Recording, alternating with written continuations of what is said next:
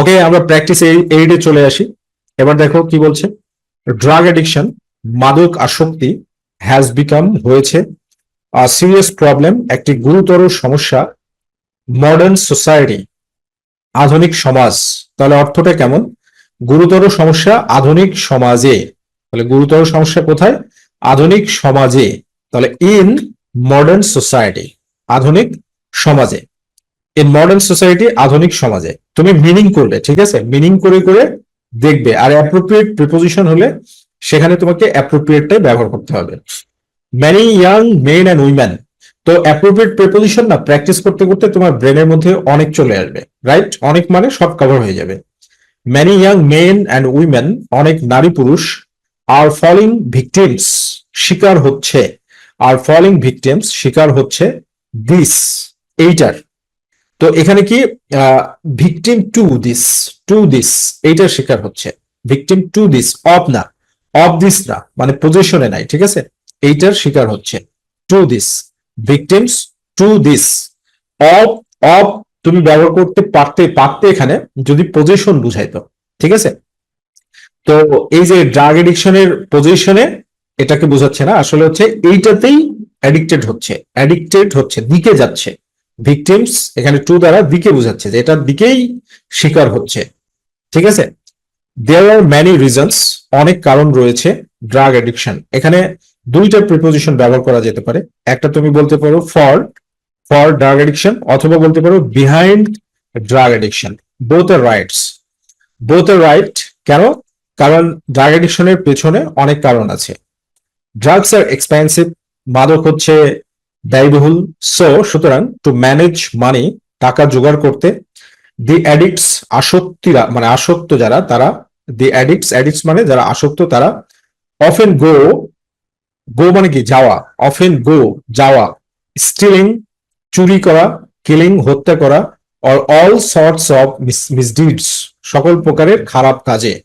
তো এটা হচ্ছে একটা ফ্রেজাল ভার্ব আছে, সেটা হচ্ছে গো ইনটু মানে জড়িয়ে পড়া বা প্রবেশ করা, ঠিক আছে?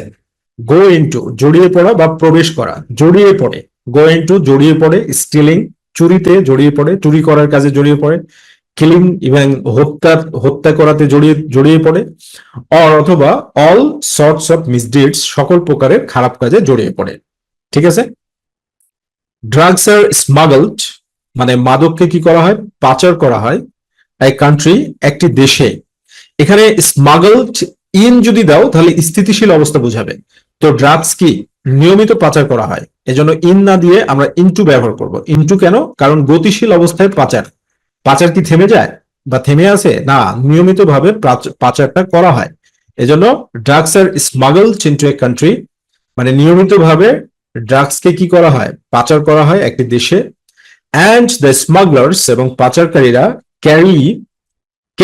ক্যারির সাথে মানে দুইটা অ্যাপ্রোপ্রিয়েট প্রিপোজিশন আছে। ক্যারি অন মানে চালিয়ে যাওয়া, আর ক্যারি আউট মানে হচ্ছে বহন করা। তো এখানে ক্যারি অন চালিয়ে যায় ড্রাগ বিজনেস ফ্রিলি, মাদক ব্যবসা ফ্রিলি, উন্মুক্ত ভাবে। তাহলে ক্যারি অন মানে চালিয়ে যাওয়া, আর ক্যারি আউট মানে পালন করা, ঠিক আছে? Bangladesh is not free, Bangladesh মুক্ত নয়। তো দ্য কার্স অফ ড্রাগস, মাদকের অভিশাপ। তাহলে এখানে free from the curse of drugs, মাদকের অভিশাপ থেকে মুক্ত নয়। উইদাউট প্রপার ট্রান্সলেটিং হ্যাবিট, তুমি কখনোই ইংরেজিকে ডেভেলপ করতে পারবে না। সো ট্রান্সলেটিং হ্যাবিটকে বিল্ড আপ করতে হবে, right? Free from the curse of drugs এর অভিশাপ থেকে মুক্ত নয়। But we can't allow this, কিন্তু আমরা এটা অনুমতি দিতে পারি না। হ্যাপেন দেখো ভার্বের বেস ফর্ম। তো যখনই গ্যাপের পরে ভার্বের বেস ফর্ম পাবে, তো প্রিপোজিশন হিসাবে টু ব্যবহার করবে। টু হ্যাপেন ঘটতে দিতে পারি না, আমরা এটাকে ঘটতে দিতে পারি না। ইন আওয়ার কান্ট্রি, আমাদের দেশে। তাহলে কি বললাম? যে যখনই গ্যাপের পরে ভার্বের বেস ফর্ম পাবে, তখন টু প্রিপোজিশন ব্যবহার করবে, কারণ টু প্রিপোজিশন ব্যবহার করলে সেটা ইনফিনিটিভ স্ট্রাকচার হয়। এর বাইরে আর কোনো সিস্টেম নাই বা ট্রিক নাই, ওকে? ইন আওয়ার কান্ট্রি, আমাদের দেশে।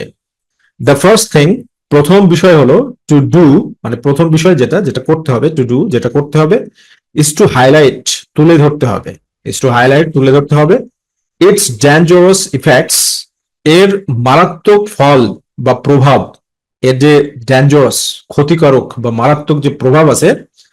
দেখো ইফেক্টস এর পরে অ্যাপ্রোপ্রিয়েট প্রিপোজিশন হয় হচ্ছে অন। অন মানে কি? উপরে, মানুষের উপরে মারাত্মক প্রভাব আছে এটা তুলে ধরতে হবে, না মানুষের কাছে তুলে ধরতে হবে সচেতনতা বাড়ানোর জন্য? মানুষের কাছে। এজন্য মানুষের কাছে হলে টু পিপল, মানুষের কাছে। এখানে কিন্তু অন নয়, কারণ অন হলে কি মানুষের উপর হবে, তখন সেন্টেন্সটার মিনিং হবে না। দেখো মিনিং করো এবার। দ্য ফার্স্ট থিং, প্রথম কাজ, টু ডু মানে যেটা করতে হবে, ইজ টু হাইলাইট, তুলে ধরা, ইটস ডেঞ্জারাস ইফেক্টস, এর ক্ষতিকারক প্রভাব সমূহ বা ফলাফল সমূহ, টু পিপল মানুষের কাছে। প্রথম কাজ মানুষের উপর ক্ষতিকারক প্রভাব তুলে ধরা না, মানুষের কাছে তুলে ধরা। সো মিনিং করাটা হচ্ছে ইম্পর্টেন্ট। আর যার কারণে আমরা এত চমৎকার ভাবে তোমাদেরকে ফ্রেজ ওয়াইজ ট্রান্সলেশন করে দিয়েছি। আমাদের যে এইচএসসি নোটবুক, এই বইটা আসলে তোমার home tutor, right? Home tutor, এবং এই বইয়ের আলোকে আমরা লেকচার প্রদান করছি, যেখান থেকে তুমি 100% কমন পাবে। আর যদি প্রশ্ন কমন না দেয়, এই বই থেকে না আসে, তো আমি আশা করি কোনো প্রশ্ন মানে কোনো জায়গা থেকেই কমন আসবে না, কোয়েশ্চেন ক্রিয়েটিভ হবে। বাট আমাদের সাথে এই বই প্র্যাকটিস করলে তুমি 100% কোয়েশ্চেন মানে সলভ করতে সক্ষম হবে, কারণ তোমার ক্যাপাসিটি ডেভেলপ হবে। The government and mass media, government মানে কি? সরকার, অ্যান্ড মাস মিডিয়া গণমাধ্যম, মাস মিডিয়া মানে হচ্ছে গণমাধ্যম, can play an effective role, একটা গুরুত্বপূর্ণ ভূমিকা পালন করতে পারে। তো এখানে একটা বিষয় দেখো, প্লে মানে খেলা করা, কিন্তু প্লে এর পরে যদি রোল থাকে তাহলে পালন করা, মিনিংটা হয় পালন করা। রোল মানে কি? ভূমিকা। প্লে মানে খেলা, বাট প্লে এর পরে যদি রোল থাকে তখন প্লে এর মিনিংটা হয়ে যায় পালন করা। ক্যান প্লে পালন করতে পারে, অ্যান ইফেক্টিভ রোল একটি গুরুত্বপূর্ণ বা ফলপ্রসূ ভূমিকা, this respect, in this respect এই ব্যাপারে, ইন দিস রেসপেক্ট এই ব্যাপারে বা এই বিষয়ে, in this respect, okay? In this respect এই ব্যাপারে বা এই বিষয়ে, বিষয়ে এ আছে এজন্য in, right? Can play an effective role in this respect এই ব্যাপারে বা এই বিষয়ে।